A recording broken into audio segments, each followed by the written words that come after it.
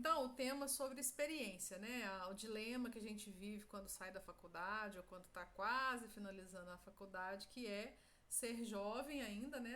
Tá entrando no mercado de trabalho, mas ainda inexperiente, né? E muitas vezes eu já ouvi, né, de colegas quase formando ou recém-formados que, olha, estou com muita dificuldade porque as empresas exigem experiência, mas em contrapartida elas não oferecem a oportunidade da experiência, né?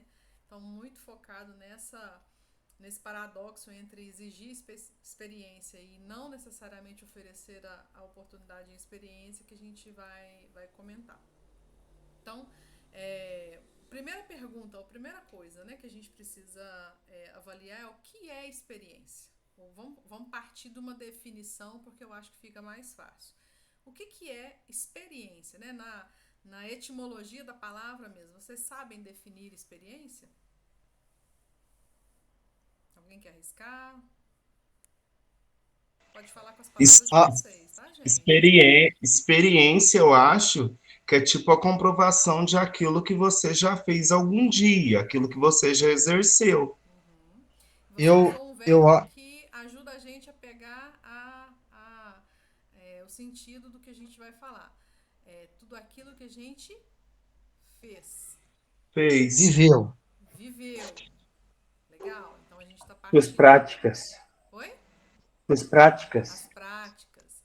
Porque a experiência ou a definição de experiência é tudo aquilo que a gente vivenciou, que aquele conhecimento, na verdade, a definição resumida é o conhecimento adquirido através dos sentidos.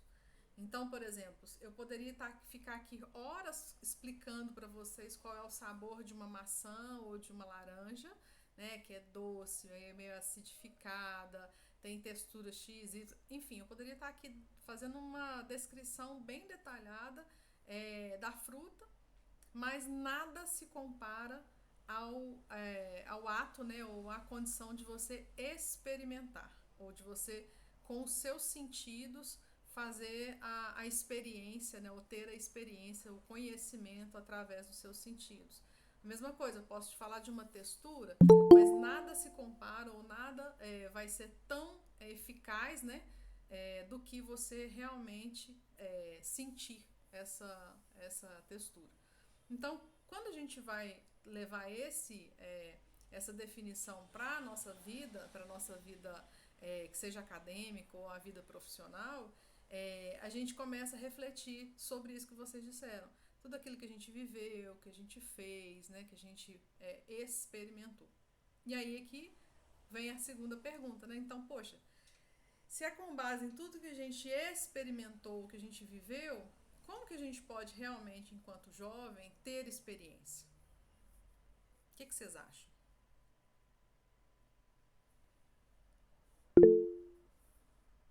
Boa noite, Alexandre. Desculpa, eu não entendi a pergunta. É Então que eu vamos tava pensar meio assim, a aqui. gente está falando que experiência é tudo aquilo que a gente, através dos nossos sentidos ou da nossa prática, né, da nossa vivência, a gente foi capaz de adquirir. Então, essa é a definição de experiência. Se depende daquilo que a gente fez, vivenciou, né, experimentou, como que a gente pode dizer que é possível, ou eu quero saber se vocês acham que é possível, a gente ainda tão jovem, saindo da graduação, recém-formado, né, entrando no mercado de trabalho aí com seus 20 e poucos anos, dizer que é possível ser jovem ou estar nessa condição e ter a experiência necessária para ingressar em cargos, né, que sejam equivalentes àquilo que você está se formando. Eu acho que é tipo o seguinte, que nem eu mesmo, eu faço engenharia de alimentos. Uhum, E a minha faculdade, a católica, ela propõe que o aluno tenha 200 horas de atividades complementares. uhum, No caso, eu vou entrar no terceiro ano agora, em julho. Eu já uhum. estou com quase 900 horas. Uhum. E, tipo, eu acho que Isso é um essas horas excelente de exemplo, Ô, Antônio. E por que você tem, Aline, ao invés de 200, você tem 900? Por causa que eu acho assim, é que nem eu busco conhecimento, busco mais experiência para conhecer a área. Uhum. Daí eu acho que isso conta bastante também, porque ainda mais eu, que no meu caso já não é a primeira graduação. Uhum, Eu sei como é o processo de se sair de uma graduação para procurar uma área específica para aquilo. uhum. E Daí esse eu acho, caminho, Antônio, que você descreve aqui para nós, ele já é um caminho de quem entendeu o processo. E aí a assim, dificuldade, nós estamos tentando enxergar a dificuldade para quem ainda não conhece o processo. então eu já morri. Essa é a dinâmica. Tem alguém nessa condição hoje que se encontra aí no início da carreira, no início da caminhada e que não necessariamente tem tido uma boa oportunidade de estar na indústria por ou pela condição de experiência? Aline, Oi, Bruno. é assim, eu penso também de uma forma diferente. Eu Uhum, concordo com o Antônio, perdão. E penso, por exemplo, igual eu trabalho no ramo de panificação uhum, há 16 anos. Eu sim, estou no meu segundo ano de engenharia uhum, de alimentos. sim, Eu sei que eu tenho muito a aprender na parte de engenharia de alimentos, mas no meu ramo, que é panificação e confeitaria, eu tenho uma experiência, sim. Você é porque capaz de dizer que você dá aula disso. praticamente a minha vida toda eu trabalhei com isso. Por quê? É exatamente sobre isso que eu queria dizer. Por mais que a gente esteja em formação, e aí em qualquer formação, tá, gente? Se você estiver fazendo um curso, sei lá, de fotografia, vamos fugir da graduação. Você estiver fazendo um curso de fotografia, você está fazendo um curso de culinária, né? Se não fôssemos da área, ou está fazendo um curso de massagem, enfim, qualquer curso que você se propõe a fazer, não adianta você ter lá X horas de curso, de formação, certificado, e não ter isso, Bruno, que você está me dizendo, que é 16 anos, lógico que cada formação vai depender da sua circunstância, mas ter a prática. Quando você entrou na engenharia de alimentos, você é a exceção, você não é a regra. Né? O Antônio é a mesma coisa, que está na segunda graduação, e se não me engano, a primeira dele é gastrônomo, né? Então ele já não entrou assim tão inexperiente na segunda graduação. Ou você, mesmo que seja a primeira, mas já tinha uma bagagem de 16 anos. Que é aí que eu quero chegar. Não adianta você achar que formou em engenharia de alimentos, qualquer um de nós, ou em qualquer formação de pós-graduação, MBA, enfim, todas elas são base teórica curricular que nos ajudam a chegar em algum lugar. Mas se você não tiver a vivência, a prática, aí que mora o pulo do gato, porque quando a gente vai para a indústria, não adianta. Se você não conseguir fazer essa vivência ou ter essa vivência, você vai ter essa dificuldade.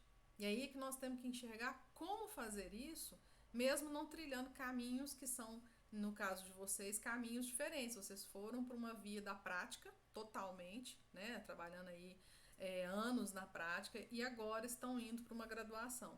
O curso normal é que estou lá, fiz meu vestibular, estou entrando com 20 e poucos anos na faculdade de engenharia de alimentos e nunca nem vi uma padaria por perto, ou nunca nem vi uma indústria por perto. E entendo que se eu chegar na fábrica, e aí que mora a situação de que você chega e toma aquele susto, não sei o que fazer. Entende? É, eu tenho o caminho que é o caminho que vocês estão fazendo, que assim, eu se fosse escolher hoje teria feito o mesmo caminho, né, que é de fazer algo na prática primeiro para depois fazer a formação, porque as duas são importantes, as duas são complementares, não adianta. Não adianta a gente ficar falando só que a parte técnica é importante, enfim, se você não tiver um embasamento teórico, você se limita. Porém, se você também ficar só na teoria, fazendo cursos e mais cursos e não trazendo isso para uma realidade de prática, você também não vai conseguir chegar, por exemplo, em cargos estratégicos. Vai conseguir com tentativas e erros. E aí pode demorar mais tempo do que o que você deseja. Entende? Entende como que é a lógica disso? Então, assim, quem tem menos experiência precisa seguir esse caminho que vocês estão seguindo, que é o caminho de buscar as experiências. E é aí que eu quero trazer essa reflexão. Como que a gente busca essas experiências, né? Como é que a gente trata dessa condição. Então, vamos dizer que eu não tivesse nenhuma experiência com indicadores. E aí a gente pode, qualquer um de nós aqui, não necessariamente já trabalhou com indicadores. Como que na prática, no meu dia a dia, lá na indústria que eu trabalho, como que eu posso viver isso, sendo que isso não é uma atribuição minha? O que vocês acham que dá para fazer? Imagine que vocês estão trabalhando numa empresa, não é atribuição de vocês hoje fazer indicadores ou lidar com indicadores, mas você fez um curso e deseja aprender como fazer aquilo na prática, deseja aplicar, né, aquele conhecimento na prática. O que você sugere? Gente, vou continuar, né? Então, imagine que a gente agora fizemos um treinamento e falamos sobre indicadores e a gente quer ganhar experiência com indicadores. Então, a gente está aqui querendo fazer o desenvolvimento de indicadores. A primeira coisa que eu sugiro que vocês façam é eleger um indicador. Então, vocês vão estudar, vão entender, digamos que seja um indicador de não conformidade, ou então um indicador de eficiência, ou um indicador de produtividade. Vocês vão selecionar um, apenas um, porque como a gente está em treinamento, não dá para vocês ficarem levando vários, né, ao mesmo tempo. Você vai estudar como ele é feito, como que ele é calculado, qual que é a lógica de cálculo, o que ele te indica, o que ele te conta, né, qual informação ele te dá. Se eu estou falando de capacidade, eu tenho que saber se é quilo-hora, unidade hora, tonelada hora, enfim, a gente precisa definir qual é a lógica de cálculo daquele indicador. E aí a gente tem uma série de indicadores que são próprios da produção, né? Um dos mais comuns de se tratar é eficiência de linha de produção, que geralmente você compara aquilo que é a capacidade nominal, ou seja, o máximo que aquele sistema pode te dar de produção, versus aquilo que você efetivamente produziu. Então você vai entender a lógica do indicador, e aí você vai experimentar, colocar ele na prática, buscar as informações que você precisa. Então, digamos que na fábrica que a gente trabalha, a gente não conhece a capacidade, tampouco conhece a quantidade que é feita no dia ou por hora. Então, a primeira coisa é fazer uma coleta de dados, uma coleta de informações para você efetivamente conhecer aquilo que você está tratando. Então, a coleta de dados para eficiência, você vai precisar saber quantas unidades ou quantos quilos foram feitos no dia.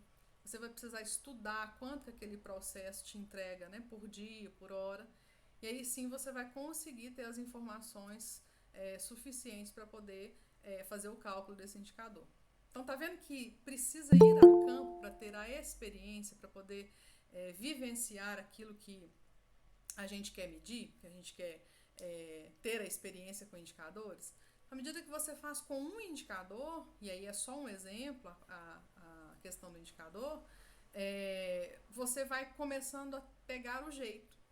Então, para eu monitorar o indicador, esse mês ele ficou ruim, o mês seguinte ele ficou um pouco melhor, a gente vai fazendo tratativa das condições que deixam ele pior, né? O índice fica menor ou maior, enfim, de acordo com o que é a tendência dele.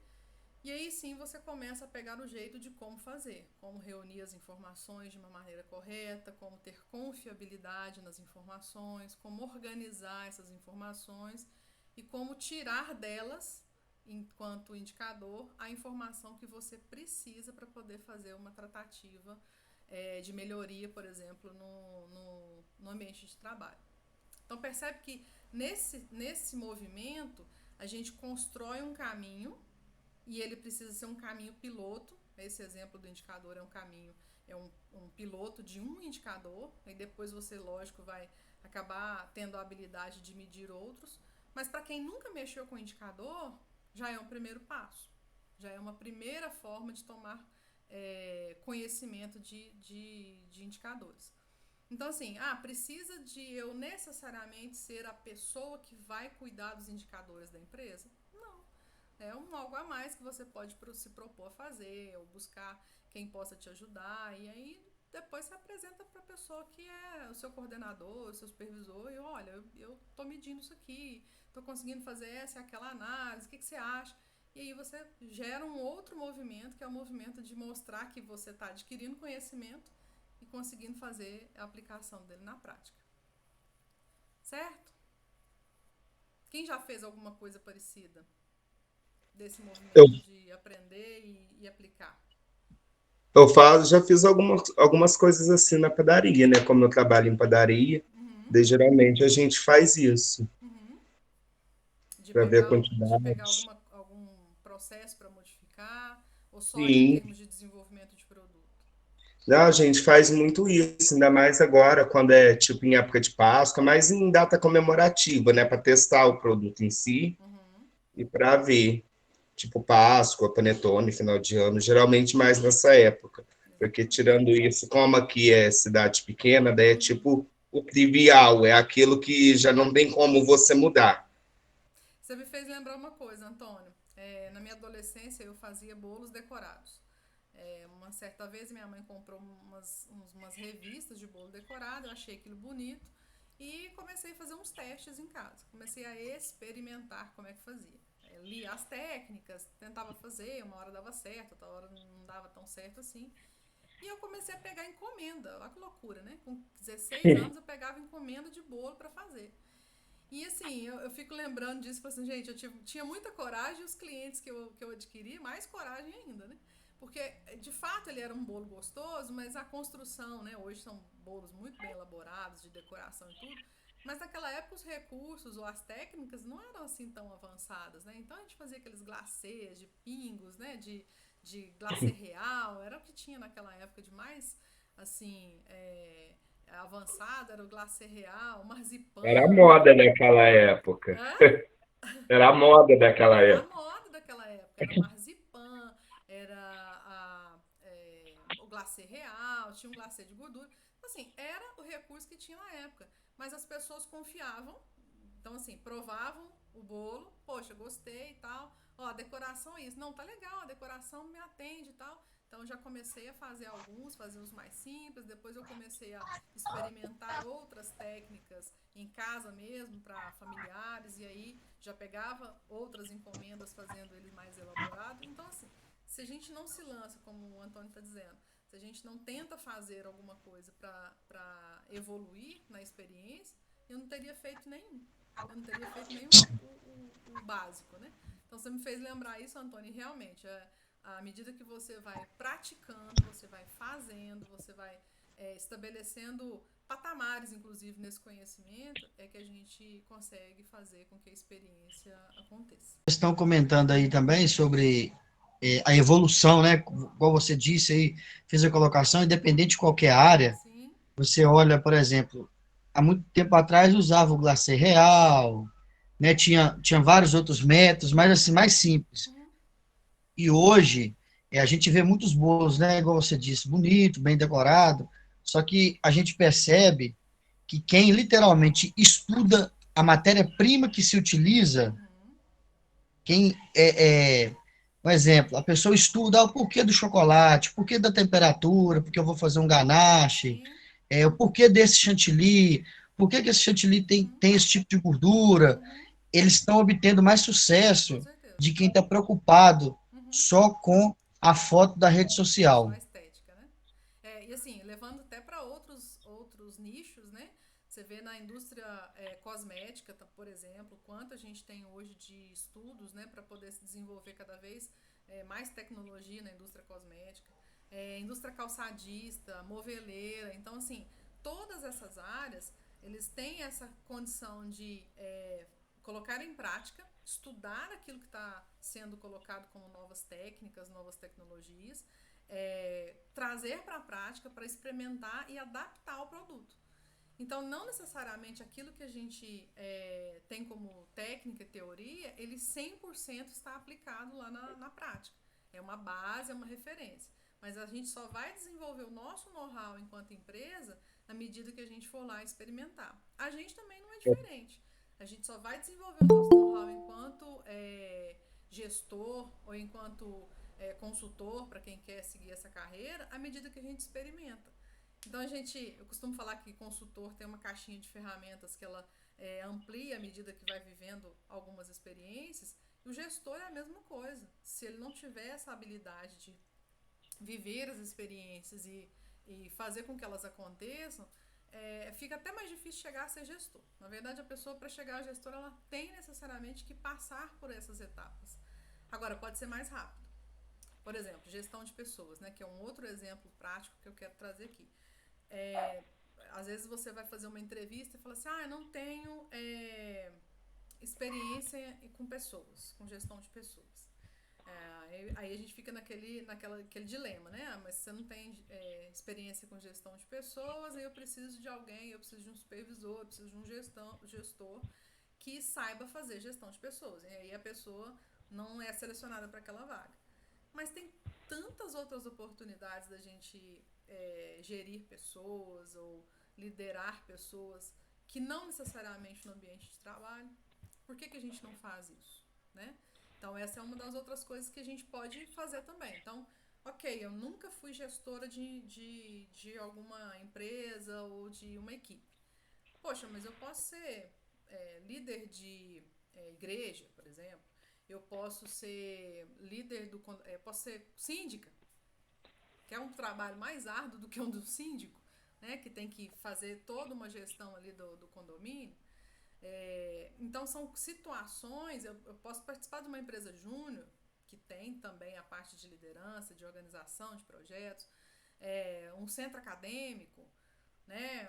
Enfim, tem vários tipos de grupos que a gente tem a oportunidade de vivenciar a liderança, de vivenciar a coordenação, vivenciar a gestão de conflitos, que é uma das grandes situações que a gente vivencia no dia a dia, né? Na vida real na indústria.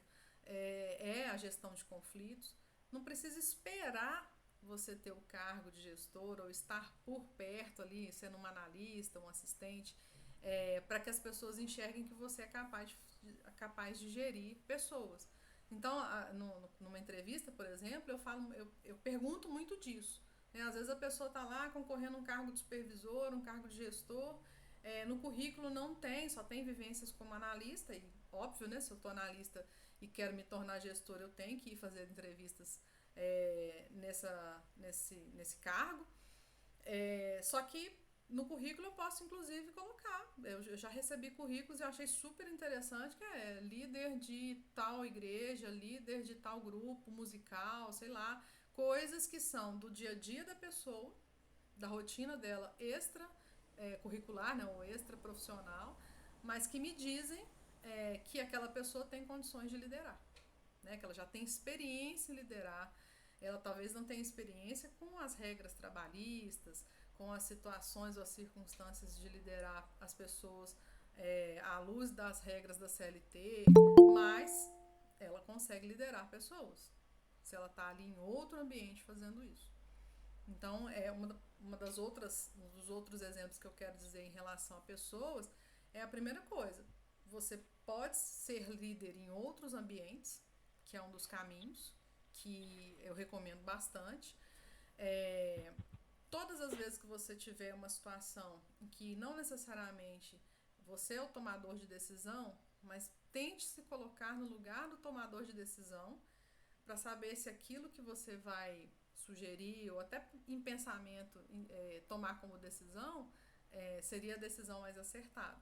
Então você vai modelar alguém que está ali próximo. Então, seja o seu gerente ou gerente de uma outra área, de acordo com as circunstâncias que aquela pessoa passa, aquele exercício. Será que se fosse eu no lugar dele enquanto gestor, o que eu faria?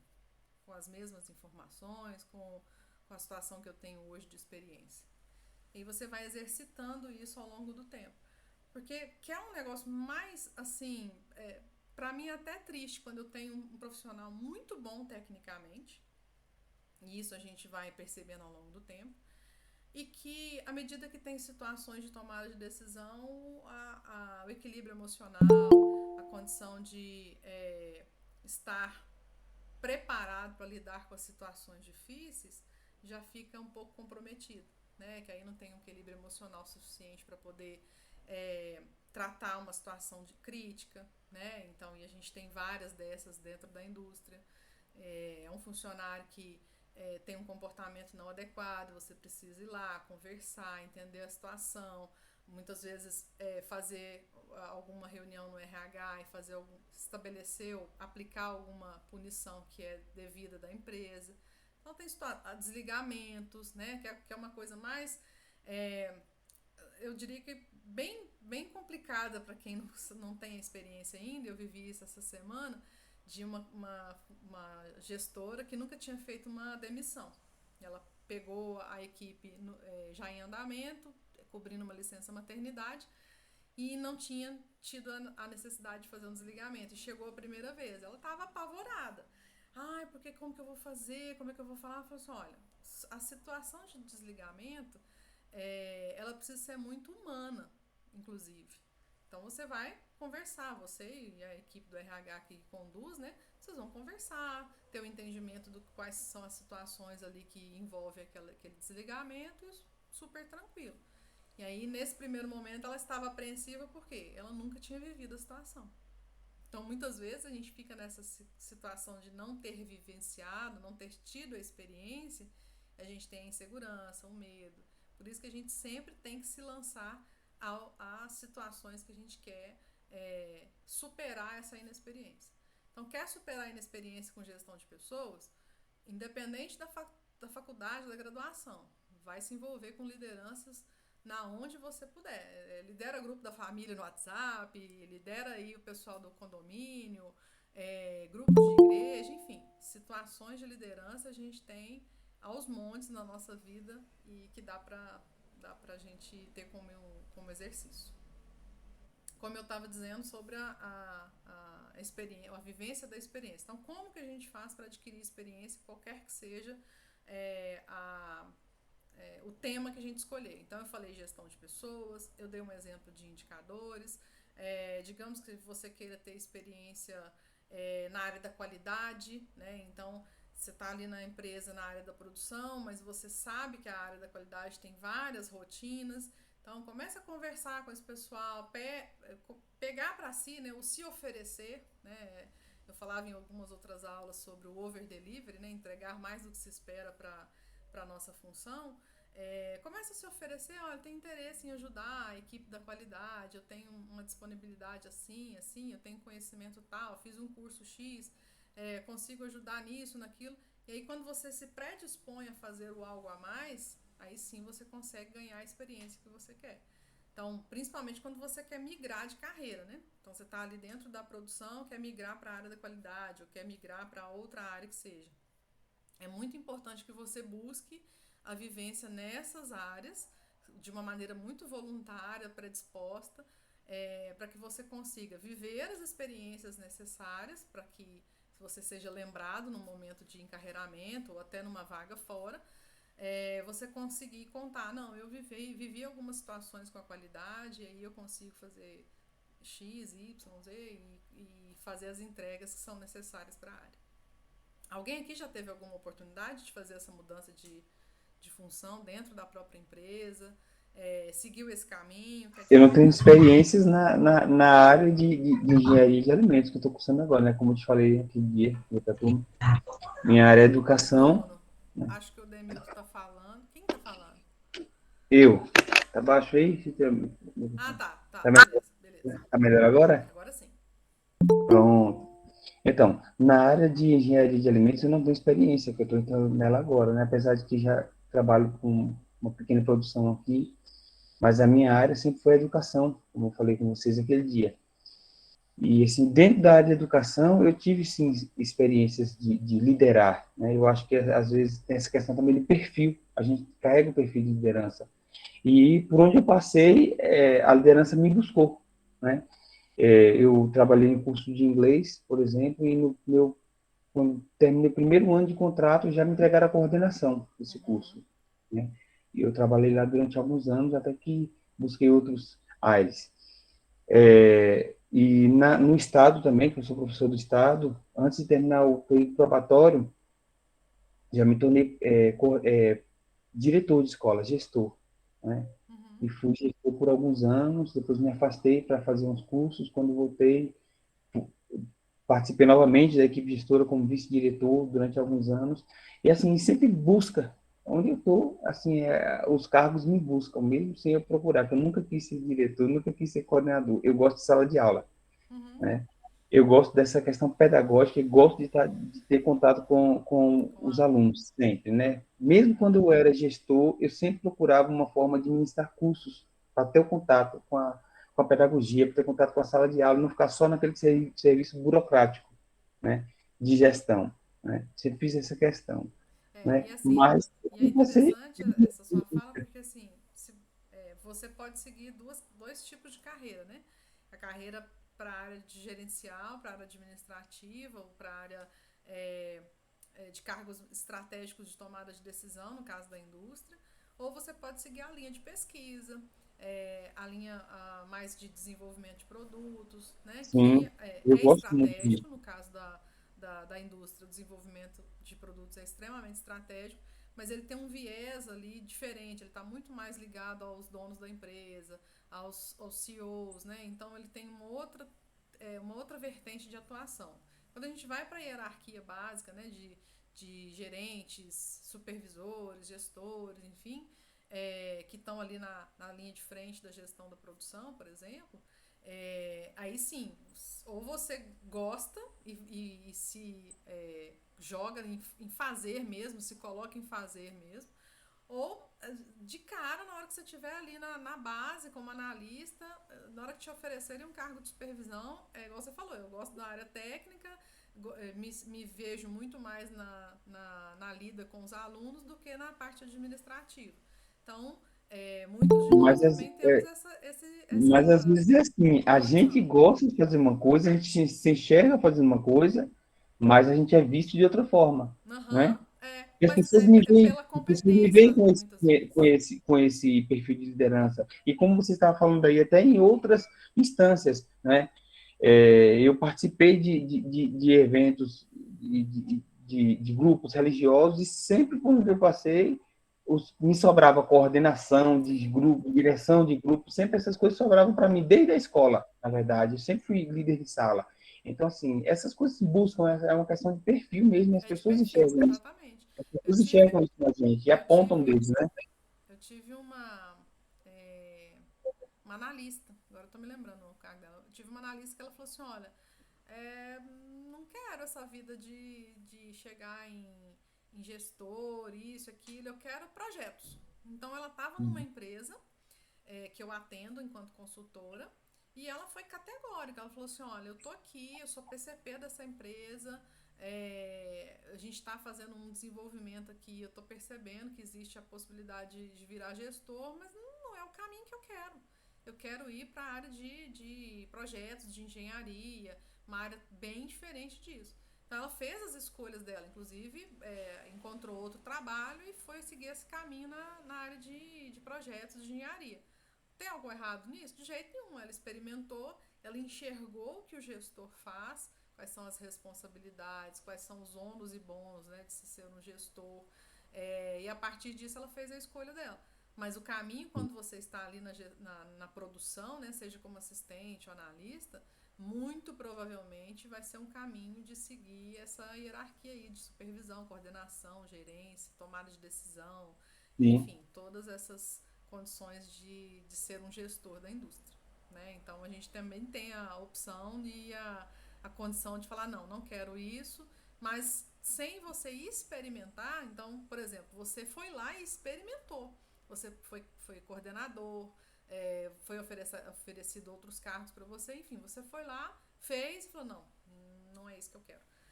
Não, mas eu continuei um bom tempo, né? A direção da escola estadual, por exemplo, na época, a primeira vez que eu entrei, foi como indicação política, Uhum, né? Apesar de não ter contato nenhum com política, escolheram meu nome justamente porque eu sou neutro, porque eu não me envolvo com política. sim.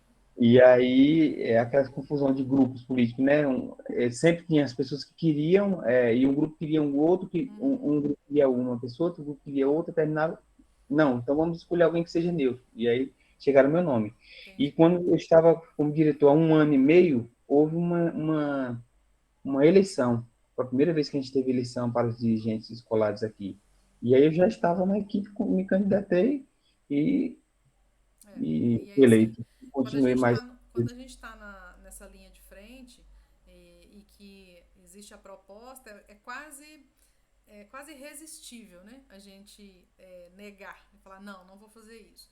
A gente já está meio que predisposto. Não que isso vai ser uma carreira de uma vida inteira, né? Que vai ter um momento que a gente vai ter a escolha, mas com certeza foi uma experiência que vale para você nos seus outros trabalhos, com certeza, Ah, sem com dúvida, certeza. né? E eu sempre digo que a gente, em qualquer empresa, em qualquer situação, a gente precisa fazer parte do grupo gestor, porque você olha com outros olhos, Com né? certeza, com Você certeza. enxerga a empresa, você enxerga todo o processo de uma forma diferente. Então, Eu se vale a costumo pena todo mundo passar por lá. Eu costumo fazer com os meus liderados, né? Eu tenho uma equipe aí de 9 pessoas, porque além de consultora, eu também trabalho como gerente de operações numa fábrica. E a minha equipe já está com 9 pessoas, né? Então, com os que são analistas e supervisores, eu costumo trabalhar isso. Eles precisam conhecer o todo, eles precisam entender todas as etapas, eles precisam entender o impacto deles no financeiro, o impacto deles na logística, o impacto na qualidade, o impacto nos recursos humanos, comercial. Eles precisam entender todo o impacto da produção e do PCP nas demais áreas, para eles saberem como fazer uma tomada de decisão mediante uma situação, porque eu não estou ali o tempo inteiro. Né? Então, Sim. pode acontecer de chegar uma situação e eles precisam tomar algumas pequenas decisões. Isso para eles, eles são levados a tomar essas pequenas decisões. Lógico que eles me reportam, tiram dúvidas, é assim, não Isso é é? Então, tudo. E tomada de decisão é tudo. Tudo exatamente. E aí eles na começam a ter questão. esse encorajamento, porque a gente dá a oportunidade e eles se lançam para isso. E aí eles vão se Uhum. encorajando, poxa, eu consegui tomar essa decisão, eu consegui fazer essa avaliação, essa análise, e aí a partir disso tomar uma decisão. Então o pensamento crítico vai sendo à medida que eles têm essa experiência, né? Essa vivência com as situações críticas. E a prática faz, às vezes, a gente fazer coisas que são até fora do padrão para que a coisa aconteça. Por exemplo, quando eu estava, quando eu estava na direção do Estado, na vice-direção, né, do Estado, o muro da escola, o muro lateral da escola estava balançando. E a escola estadual, a gente mandou projeto, avisou a secretaria que isso poderia acontecer, que poderia cair, e mandou projeto, e nada de chegar verba para a gente reconstruir, derrubar esse muro, reconstruir. E a gente só cobrando o inspetor de rede física, não, tem que mandar projeto, eu vou cobrar. E a gente ligava para a Secretaria de Educação do Estado, aquela coisa toda, ligava, cobrava, nada. E eu vendo a hora aquele muro cair em cima do menino, porque a vizinhança, no fim de semana, os meninos pulavam o muro para jogar bola na quadra. Né? E eu com medo do muro cair em cima do menino e a gente ser responsabilizado Depois por é o isso, porque a pai gente que vai em cima sabia, de você. a gente sabia da situação. Né? Então, uma vez a nossa diretora estava lá em Salvador, no evento, com o secretário de Educação, e eu contratei um pedreiro e mandei derrubar o muro. Derrubou o muro, tirei foto, mandei, o muro caiu. Na hora ela mostrou para ele, olha, o muro da escola caiu. No outro mês o dinheiro estava na conta da escola, para a gente reconstruir o muro. Tem horas que Às vezes a gente tem algumas que tomar decisões essas têm que ser decisões simples. né, e não Eu disse deixar as coisas. até uma dessas aulas anteriores que para mim nada foi tão marcante do que vivenciar a pandemia na indústria.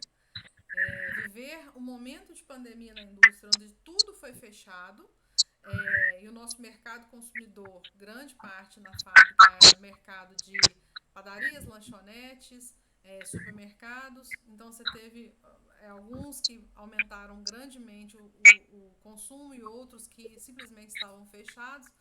Então era assim, era um dia após o outro e é medida provisória que sai daqui e agora você tem que fazer isso ou aquilo junto com o funcionário, faz redução, não faz redução. Então, assim, aquela doideira de 2020, de tudo que estava saindo de mudanças e de condições, né, de tomada de decisão, era um dia depois do outro. Então, a gente chegava na fábrica e não sabia se a gente teria que fazer suspensão de contrato, se teria que fazer meio período, né, que era aquela condição de 50%, 50%, se ia aumentar as vendas, se ia diminuir. Enfim, foi uma situação que só foram pelo menos 3 meses de escuro total, da gente tentar entender o que estava acontecendo. É quase como uma porrada na cara que você, o que será que está acontecendo, o que nós vamos fazer primeiro. Né? Então, Boa noite, Aline. boa noite. Eu posso... retorno, eu acho. Oi? Parece que tá estourando o som.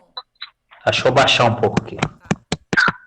Posso fazer um comentário assim para vocês? Claro. Em 2014, aqui dentro da escola Senai, nós trabalhávamos numa equipe de 4 professores da área de alimentos. E pegando tudo que vocês falaram, né? Eu não sou da parte de gestão, mas aquele negócio, eu sempre fui assim, meio que atrevido. Eu perguntava, aprendia e me envolvia sempre que assim. Em 2014, nós passamos por uma fase muito difícil aqui, a qual o Senai teve que mandar 3 pessoas embora, pessoas até capacitadas, com graduação maior do que a minha. Porém, como eu, assim, sempre eu digo que a minha curiosidade nessa época me salvou, porque eu sempre procurava aprender, procurava me envolver, eu me oferecia para poder fazer outras situações. Então, chegou uma hora que eu fiquei assumindo o processo de compra, processo de capacitação de alunos, formação de turmas, eu fui aprendendo tudo isso, e hoje, ainda nessa data de hoje, eu continuo dentro do Senai, e hoje, as pessoas que trabalham comigo são todos ex-alunos meus que passaram pelo processo de uma capacitação, uma formação, e hoje trabalham comigo debaixo da minha tutela e supervisão. Eu não sou um gestor, mas o meu gestor, ele me dá liberdade total de eu trabalhar em cima disso, até porque eu consigo passar para eles e consigo pegar das informações. E eu hoje trabalho da mesma forma que eu. Então, pegando a experiência que foi comentada aqui, isso é muito bacana, porque só veio a reafirmar aquilo que a gente se propõe a trabalhar, e ouvindo isso, vou aprender cada vez mais. E é um elemento importantíssimo esse que você falou, da curiosidade. Quando você tem alguém próximo, né, tendo essa sede de conhecer, essa curiosidade, essa perspicácia de, poxa, como que faz isso? Eu posso ajudar naquilo? Que é a boa vontade do over-delivery, né, fazer mais do que aquilo que se espera da gente. E ser curioso e tentar aprender e ajudar, é o que, no caso que você deu exemplo, salvou o seu trabalho. Salvou o seu dinheiro. Exatamente e isso. quando a gente vai fazer uma promoção, né, dentro da indústria, uma das coisas que a gente olha é isso. Poxa, eu tenho 3 pessoas aqui que poderiam assumir esse cargo. Mas fulaninho ali é muito mais curioso, muito mais atento às questões e tal. Então, você tende a lembrar principalmente dessas pessoas com essa postura também, de ser curioso, de ser atento, de buscar conhecimento, de ser inquieto, né, em termos de não se Eu sempre antecipar situações, porque eu não sei o que vai vir na frente. Então, se eu tento sempre tentar me preparar, e hoje eu treino meus alunos, treino as pessoas que trabalham comigo dessa forma, se antecipar. Assumir um papel de liderança, mesmo que você não seja, para que quando vir a acontecer, você esteja pronto. Com certeza, com certeza. E aí, assim, uma das ferramentas, né, que além de ser o curioso, de buscar, já estando dentro da indústria, de buscar exercer essa curiosidade, trazer mais conhecimento, antecipando a uma situação que possa acontecer, vamos pensar que a gente não está numa indústria, ou que a gente está numa indústria que não necessariamente tem esse mesmo perfil, né, de dar oportunidade, de trazer, né, de instigar as pessoas a se desenvolverem. O voluntariado é uma forma, uma ferramenta muito bacana, que talvez menos utilizada, em que você pode conduzir uma situação de liderança, de busca aí de resolver problemas, porque toda vez que você vai trabalhar com voluntariado, sempre são questões bastante críticas, né? Então, trabalhar com voluntariado, para quem quer se experimentar, por exemplo, em condução de pessoas, em gestão de pessoas, de conflitos e de situações críticas, não tem melhor, né? Então, além de, pensando para os dois lados, né? Se eu tenho a oportunidade de estar na indústria e já ter essa oportunidade de buscar conhecimento ali dentro, ora, vamos lá com curiosidade, com boa vontade de aprender, se dar a oportunidade de buscar mais trabalho. Olha, eu consigo fazer isso, consigo fazer aquilo, me dá mais isso aqui. Isso é a maravilha. Mas aí, né, por outro lado, quem ainda não está na indústria, que ainda vai buscar esse trabalho na indústria, que ainda tem essa lacuna e que não está, né, ainda efetivamente com essa oportunidade em mãos, os caminhos que a gente falou aqui, que são grupos de igreja, voluntariado, grupos de escola, condomínio, enfim, uma série de oportunidades fora da indústria para a gente também explorar. Certo? Tem um pessoal que está aqui caladinho, que eu não ouvi a voz hoje, quem comentar alguma coisa? O Aline, só para complementar, né? As últimas 2 aulas eu não consegui participar, mas só para complementar isso que vocês falaram nessa questão de aproveitar as oportunidades. Hoje lá na consultoria, na MF, né? Não sei se vocês conhecem, mas eu trabalho na MF junto com o Marcos Fábio, sou mentorando da Aline. Então, a gente fala muito de se você não é visto, você não é lembrado. Exatamente. Então, essa questão de se mostrar, de querer buscar, de ter aquela curiosidade, vai muito nessa lógica. Eu acredito muito nisso. Quando a gente se abre, quando a gente tem curiosidade, quando a gente pergunta e busca, a gente vai ser lembrado porque a gente está sendo visto. Exatamente. Então, é uma coisa que eu carrego muito comigo e eu tento, assim, em todo lugar que eu vou, não só no meu trabalho, mas eu participo de um instituto como voluntária, sou diretora de eventos lá, e lá também eu tento colocar muito isso em prática e mostrar isso para os meninos. Que a gente tenta fazer diferença na vida de outra pessoa se mostrando, buscando. Então, assim, é uma coisa que eu levo para mim e que eu gosto de compartilhar com as pessoas também. Essa questão de se mostrar para ser visto e buscar ali criar sua própria oportunidade. E compartilhar ao contrário do que se pensa, né? Quando se compartilha, se divide, se soma, né? Com certeza. Então, é bem bacana isso. E aí, Isabela, você me lembrou de uma coisa que eu tenho que contar aqui pra gente fechar essa aula, então. Gente, eu fiz a entrevista da Isabela para MF Gestão. Foi mesmo.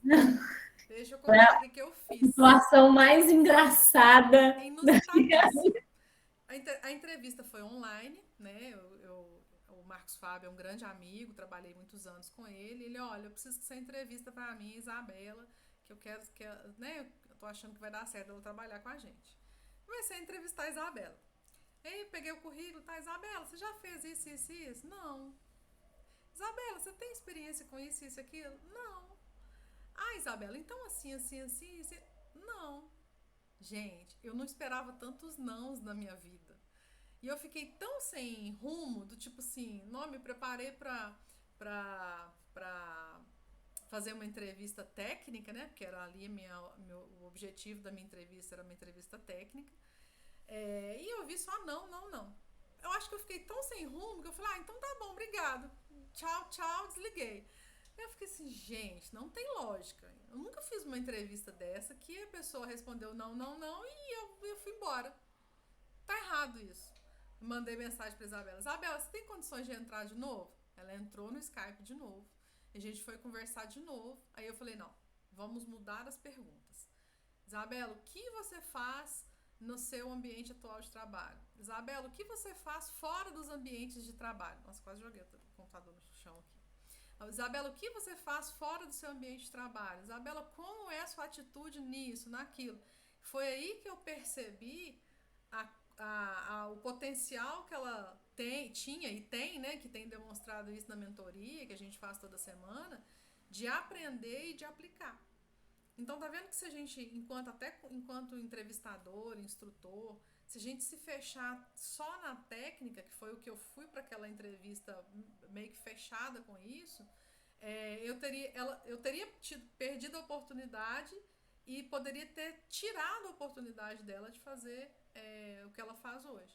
Então, é muito sério isso, essa condição da nossa responsabilidade enquanto entrevistador, enquanto recrutador, e também saber fazer as perguntas fora do currículo.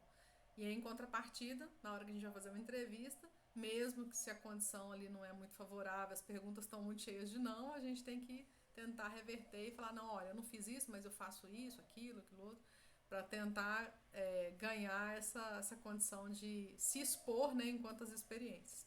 Então, foi uma situação bem inusitada, né, Isabela? em que eu falei, não, Isabela, tá errado, eu fiz essa entrevista errada, pode ligar de novo. Depois eu falei assim, não, Isabela deve me achar maluca, né?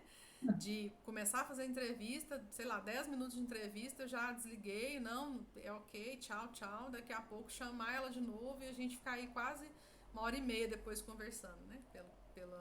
Pelo que a gente fez, foi depois quase 1h30 conversando e eu entendendo como como foram as experiências dela. Então a gente tem que saber fazer a leitura das experiências muito além do currículo. Em contrapartida, na hora que a gente vai construir um currículo, a gente tem que sempre idealizar, poxa, o que será que essa empresa busca nessa vaga? Se é uma vaga de PCP, então tudo que eu tiver vivenciado que possa vir a contribuir num trabalho de PCP, eu vou dar um jeito de falar. Ou então na área da qualidade, ou da pesquisa e desenvolvimento, ou compras, ou estoque, ou logística, enfim. Se eu estou concorrendo a uma vaga específica, eu preciso pegar tudo aquilo que eu já vivi na minha vida, não necessariamente só em empregos, e trazer isso à tona no momento da entrevista, num currículo. Então, é uma das coisas que pode ajudar muito quando você for expor as suas experiências. Podemos fazer aquela foto bonita de todo mundo aqui com a tela aberta? Isabela, Maurício, Ademilton, Bruno, Antônio, Rafaele. Toda quarta-feira, né, a gente está aqui nesse mesmo horário, 19h30, sempre com um tema relevante em relação à vida real na indústria. E já na semana que vem eu já vou divulgar lá no grupo o tema da semana, né? Então, se vocês tiverem também alguma sugestão, pode deixar lá, que a gente sempre está aqui agregando informações para tornar a vida real na indústria um pouco mais leve, um pouco mais produtiva, né? E um pouco menos assustadora para quem começa. Certo?